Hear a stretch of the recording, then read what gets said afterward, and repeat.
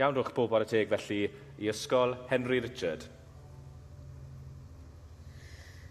Difaru. I hela a'i Llywelyn ar ei farch, a'r cryfa fy'n yn y lluso'i helgwn llwydo, ar ôl ar yr eilwyd. Yn dawel llyfau geled twyneb bach y baban pert yn ei siôl, a'i lygaid sy'n a'i gwyliau rhag pob gelyn. Yn sydyn, blaidd ar swydus di, bron a llwgi, i'r llys dan idon wyllt a neidiodd.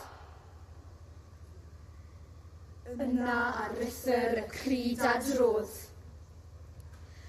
Bu brwydro caled. Wedyn ar y llawr ymledau llyn yn goch, lle bu hirnad gwyn gelet yn llapio'r gelyn.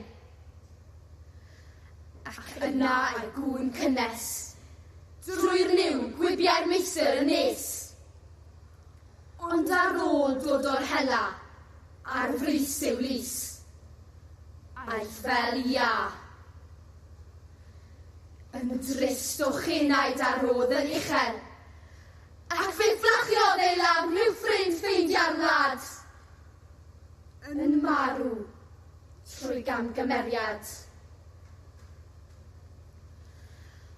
Ond ar ôl sylweddoli y cham a wnaethai ar ci,